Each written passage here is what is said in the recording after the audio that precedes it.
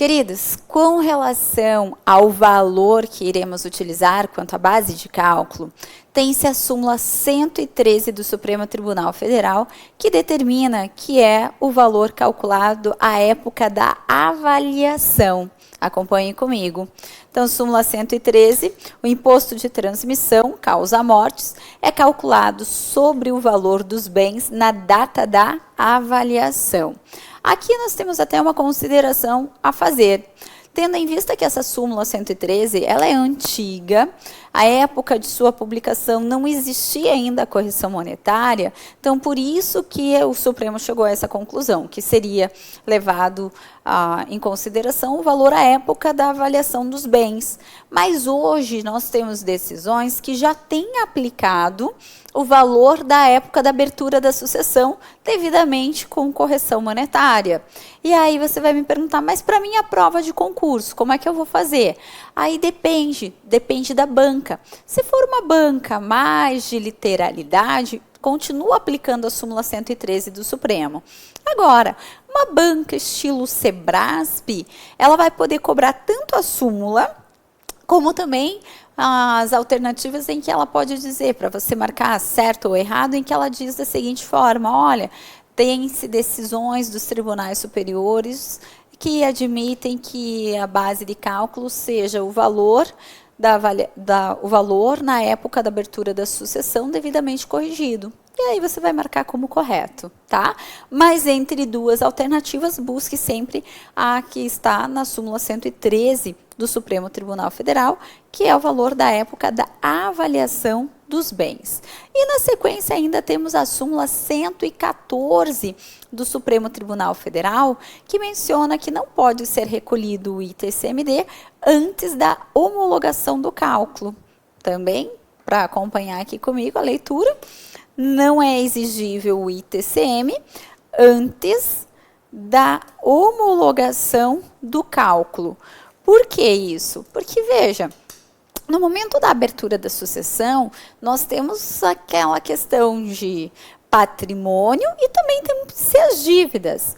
Logo, eu não posso calcular o ITCMD naquele instante, porque vai ser calculado o ITCMD sobre o valor dos bens realmente transmitidos, sendo que nem mesmo os honorários do advogado podem incluir-se na base de cálculo do ITCMD, porque aquele valor não é transmitido. E aí tem-se a súmula 115 do Supremo. Então veja que há uma sequência de súmulas do Supremo, todas sobre o ITCM. Começa na 112 e vai até a 115. Importante, então, a leitura dessas súmulas para você que vai fazer prova em que o edital consta impostos estaduais e principalmente quanto aos cargos nível estaduais, ok? E agora, o próximo critério espacial. Importantíssimo o critério espacial e bem fácil, bem tranquilo. Critério espacial, você já sabe. Qual o local que o legislador escolheu para que ele considere ocorrido aquele fato gerador? Bom, aqui, como você sabe que o ITCMD é um tributo estadual e distrital, a pergunta que se faz, então, é qual o estado que eu considero que ocorreu o fato gerador? Bem como já aproveito para falar sobre o sujeito ativo, qual é o estado que vai ter direito para ficar com esse imposto. Na hora que é feita essa pergunta, você tem que fazer a outra pergunta. E então, dizer qual o bem que está sendo transmitido? Essa é a primeira pergunta frente ao critério espacial. Por quê? Porque se for transmitido um bem imóvel, não importa a que título se dê essa transmissão, se é a título de causa-mortes ou por doação, uma vez que o artigo 155, parágrafo 1º da Constituição Federal determina que o Estado competente para ficar com o ITCMD, quando é transmitido um imóvel, será o Estado da situação do bem. Então, anote aí, é o Estado da situação do bem. Então, não importa a que título que ocorreu causa-mortes ou doação. Por outro lado, se for transmitido um bem móvel, aí já é extremamente perguntar a que título ocorreu, se por causa-mortes ou por doação. Se houve a transmissão causa-mortes de um bem imóvel, saiba que o estado competente para ficar com o imposto será onde for processado o inventário. Então, onde será processado o inventário é o estado competente para ficar com o ITCM na transmissão de bem imóvel. E se doação, será o estado em que tiver domicílio o doador. Então, o estado em que tiver domicílio, o doador ficará com ITD, né? Na transmissão de bem imóvel. E a pergunta que não quer se calar, Josi, e quando as coisas ocorrem no exterior? Como assim? Se o imóvel estiver situado no exterior, ou o inventário for processado no exterior, ou ainda o domicílio do doador é no exterior. Aí quem responde essa pergunta é o artigo 155, parágrafo 1º, inciso 3, que diz o seguinte: nesse caso, cabe a uma lei complementar escolher qual é o estado competente para ficar com o ITCMD quando as coisas ocorrem no exterior. Porque não tem como o exterior ficar com o imposto nosso. Então, cabe à lei complementar definir qual é o estado competente para ficar com o ITCMD. Ok? E aqui, para finalizar, temos ainda, importante para marcar, a súmula 435 do Supremo Tribunal Federal, que diz que quando houver transmissão de ações, o imposto sobre transmissão causa-mortes será devido ao estado em que tenha sede a companhia. Então, acompanhe.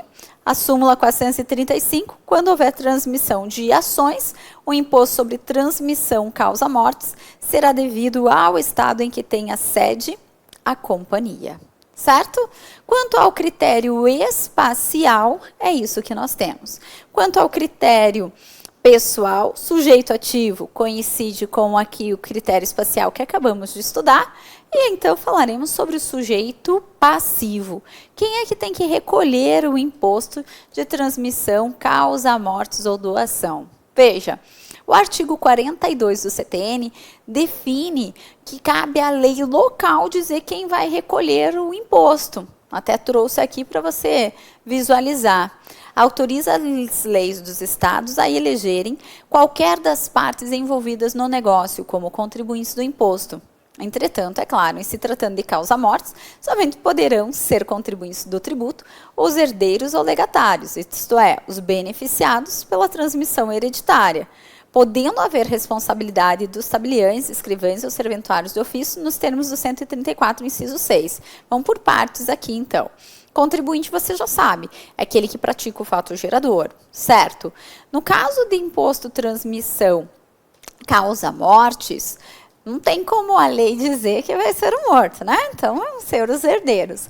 Mas na doação, é claro que a maioria dos estados tem elegido, na verdade, o donatário para recolher o imposto, mas nada impede do estado escolher que seja o doador. Então, estará errada a resposta que mencionar. Apenas o donatário é que recolhe o ITCMD. Está falsa, porque cabe, segundo o Código Tributário Nacional, a legislação local eleger quem vai recolher esse imposto.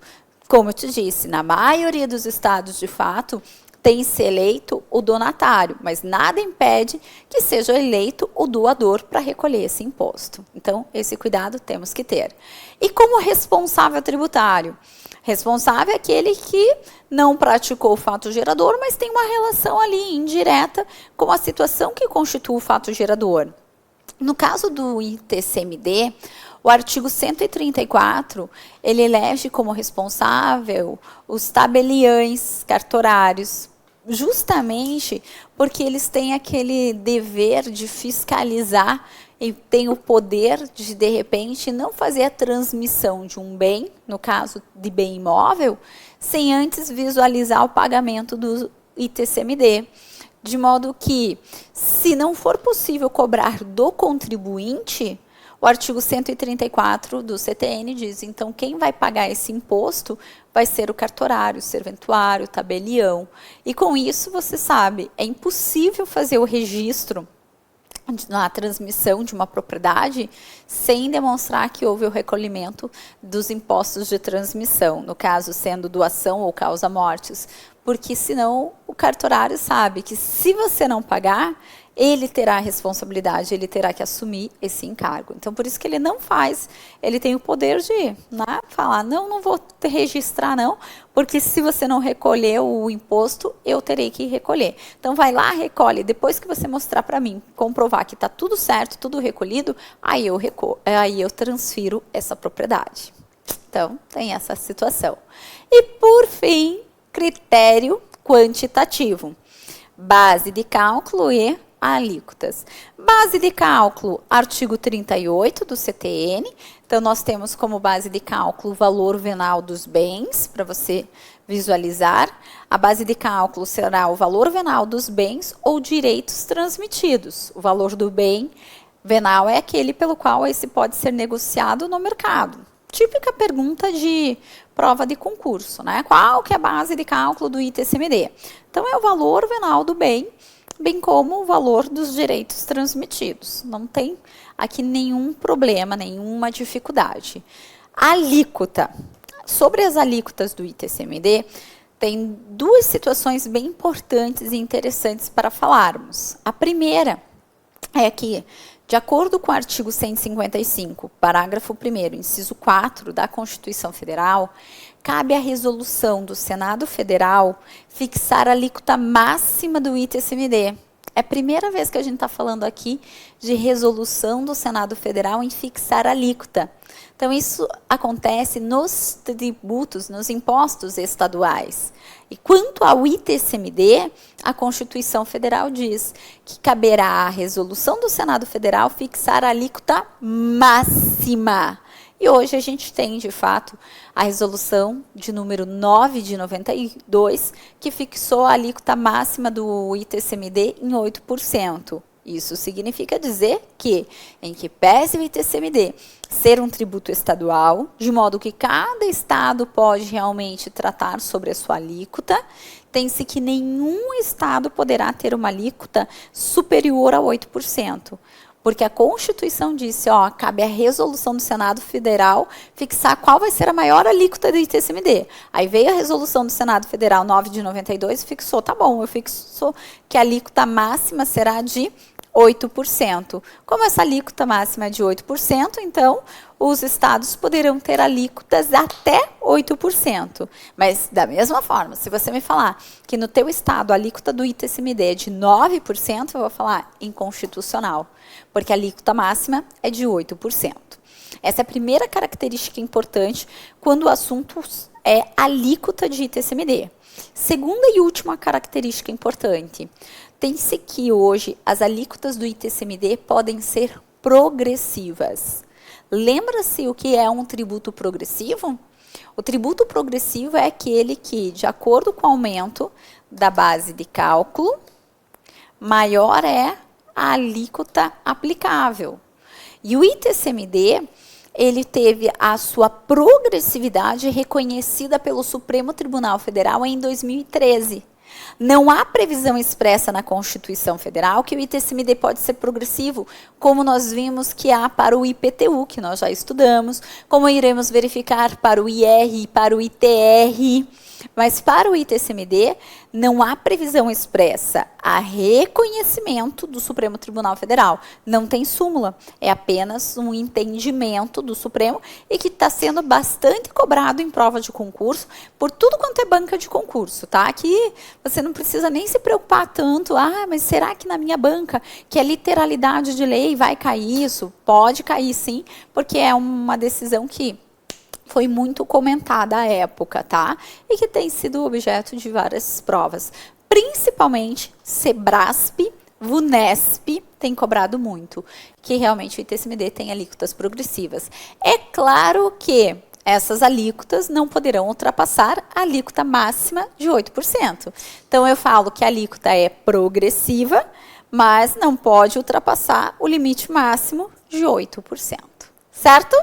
Agora sim. Quanto ao ITCMD, é isso de mais importante que nós temos aqui para saber sobre esse imposto e o que pode ser cobrado em prova de concurso. Passamos agora para o segundo imposto estadual. Falaremos sobre o ICMS. E sobre o ICMS, tem muita gente que já torce o nariz, né? Meu Deus, que difícil. Não é difícil. Ao menos as provas de concurso não têm cobrado nada de muito difícil não sobre o imposto. A não ser que você vá fazer uma prova para auditor estadual. E aí entra a legislação mais específica. Tá? Mas de cunho geral, na parte de geral de ICMS, mesmo na prova de auditor estadual, você consegue ir muito bem com o que a gente vai comentar aqui. E para as demais provas, com certeza, inclusive para a Procuradoria Estadual. Logo, separe então, por gentileza, o artigo 155, inciso 2 da Constituição Federal e a Lei Complementar do ICMS, que é a 87 de 96. Vamos lá. Primeiro, critério material. Qual é a hipótese de incidência do ICMS?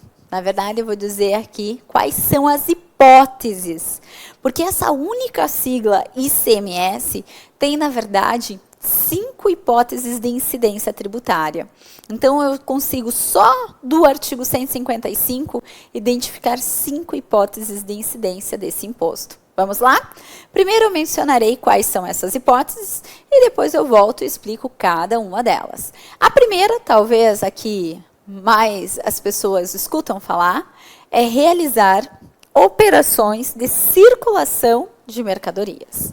Então, quando eu falo do ICMS, eu tenho a primeira hipótese, que é realizar operações de circulação de mercadorias. Segunda hipótese, prestar serviços de transporte interestadual ou intermunicipal. Terceira hipótese, prestar serviço de comunicação. Quarta hipótese, ICMS sobre a energia elétrica.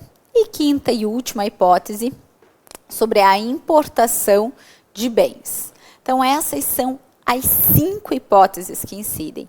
As 3 primeiras, realizar operações de circulação de mercadorias, prestar serviços de transportes intermunicipais ou interestaduais e prestar serviço de comunicação, estão justamente no artigo 155, inciso 2 da nossa Constituição. O ICMS e energia elétrica encontraremos no artigo 155, parágrafo 3º da nossa Constituição Federal, e o ICMS sobre a importação, temos previsão no artigo 155, parágrafo 2º, inciso 9 da Constituição Federal. Bom, quanto à primeira hipótese, observe que a Constituição diz que incidirá o ICMS sobre o realizar operações de circulação de mercadorias. Grife, atenção, porque essa operação aqui quer dizer muita coisa. Isso porque o ICMS, ele não incide sobre a mera circulação de mercadorias. Para que haja incidência do ICMS, deve ocorrer uma operação de circulação de mercadoria. O mero circular de mercadoria não se sujeita ao ICMS. Se você achar que o mero circular de mercadoria sujeita-se ao ICMS, então você tem que dizer para o seu cliente o seguinte: olha, cuidado, porque se ocorrer uma enchente na cidade, esteja preparado para sair nadando atrás da mercadoria, para você não esquecer de recolher o ICMS, porque a mercadoria vai estar circulando. Cabível, né? Inconcebível. Ou ainda, se você for assaltado na loja, você levanta a mão para cima, peça ali uns 10 minutinhos pro ladrão, para que você possa tirar a nota para recolher o ICMS, porque já que ele está levando a mercadoria vai estar circulando.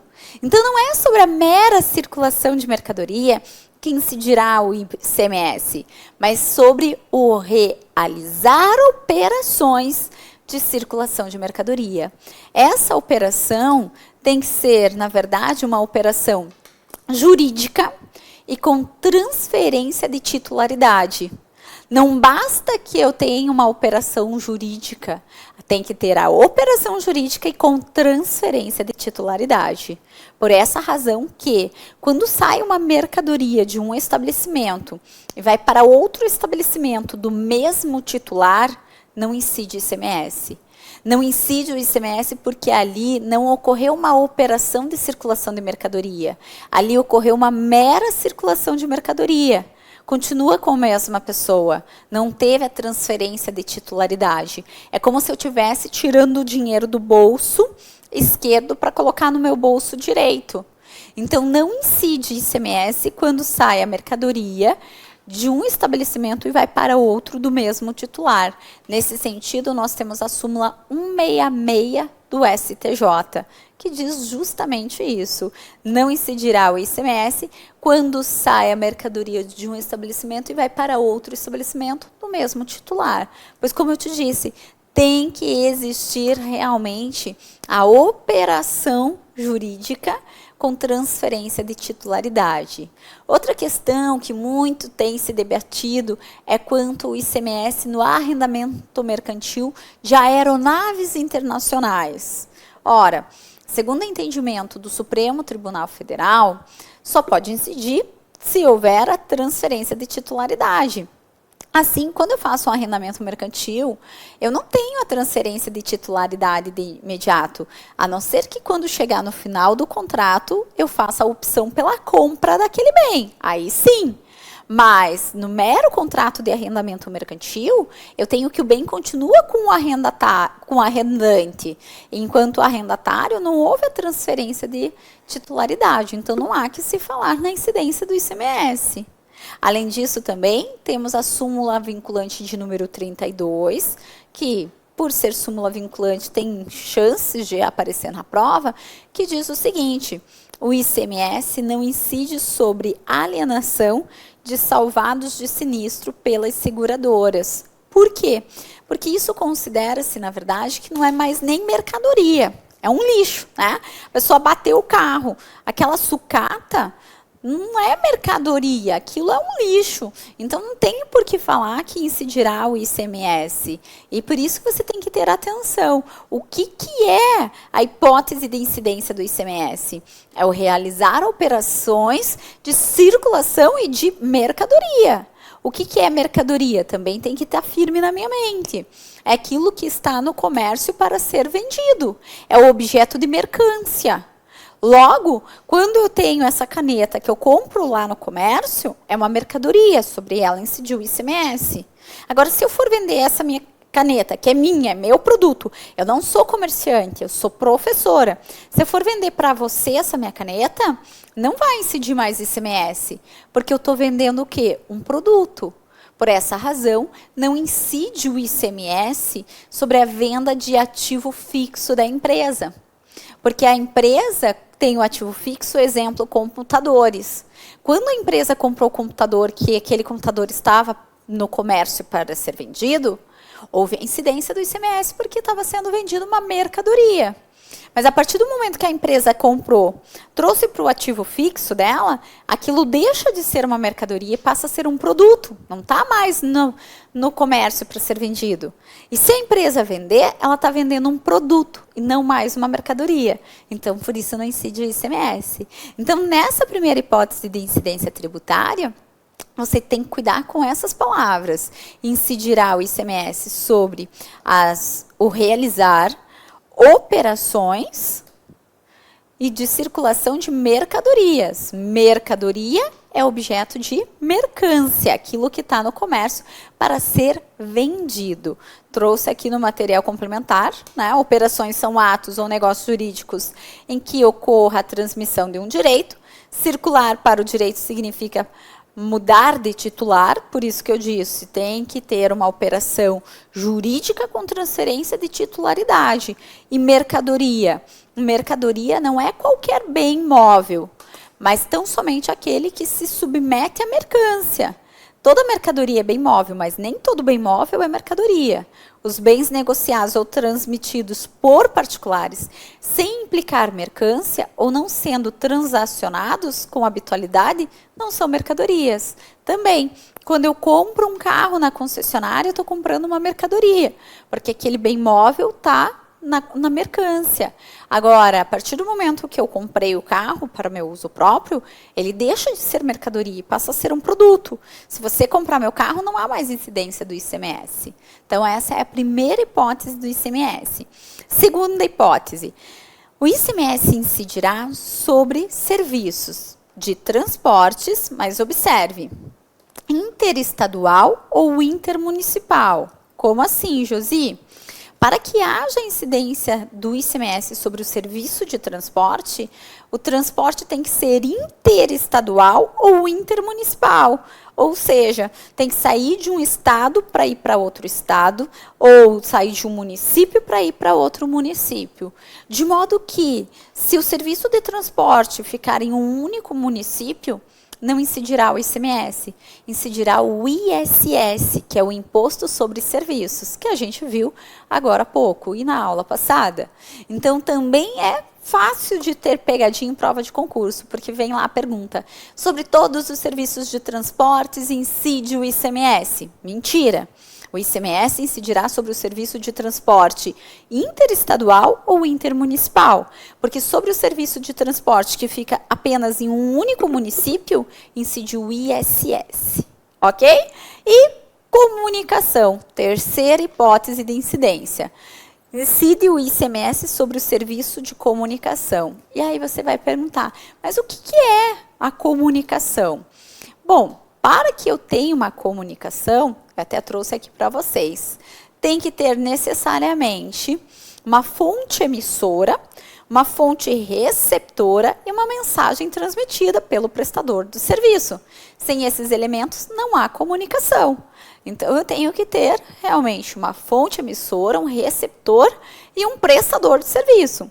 Quando há esse serviço de comunicação, haverá incidência do ICMS, mas desde que seja um serviço cobrado. A exemplo, o TV por assinatura é um serviço de comunicação em que é cobrado, logo incidirá o ICMS. Duas súmulas que eu julgo importante do STJ quando a gente fala de serviço de comunicação aqui. São elas, as súmulas 334 e 350. O que nós temos? Na súmula 350, tem-se que o ICMS não incide sobre o serviço de habilitação de celular. Por quê? Porque o ICMS só incidirá sobre o serviço fim de comunicação e não sobre o serviço meio. O habilitar um celular é um serviço meio para que eu tenha o serviço fim, que é a comunicação. Então, não pode incidir sobre a habilitação de celular, porque é um serviço meio. E só pode incidir sobre o serviço fim. E a súmula 334 diz, o ICMS não incide no serviço dos provedores de acesso à internet. Porque, na verdade, provedor de internet não é considerado um serviço de comunicação, mas a própria lei de provedores de internet menciona que trata-se de um serviço de valor adicionado. Então, como não é um serviço de comunicação, mas serviço de valor adicionado, não deve incidir o ICMS. Essas duas súmulas já são um tanto quanto antigas, vêm de discussões já bem ultrapassadas, mas é impressionante como caem em provas de concurso. Então, vale a pena guardar, ter ali à mão para fazer a leitura. Próxima hipótese de incidência do ICMS. O ICMS incide sobre a energia elétrica. Artigo 155, parágrafo 3º. Bom, aqui não tem muito o que ser dito. Apenas você tem que compreender que realmente há previsão expressa sobre a incidência do ICMS sobre a energia elétrica. E quanto à energia elétrica, eu tenho a súmula 391 do STJ, que está em vigor ainda, que diz o ICMS deve incidir sobre o valor da tarifa de energia elétrica correspondente à demanda de potência efetivamente utilizada. e não sobre o valor da energia contratada. A gente lê essa súmula, na verdade, da seguinte forma: o ICMS incide sobre o valor da energia consumida e não sobre o valor da energia contratada. Então, isso também pode aparecer na nossa prova. Quanto à quinta e última hipótese de incidência tributária do ICMS, eu te convido lá para o nosso terceiro bloco. Vamos falar sobre o ICMS na importação, o que nós temos de importante que pode ser objeto de pergunta na nossa prova de concurso. Não sai daí!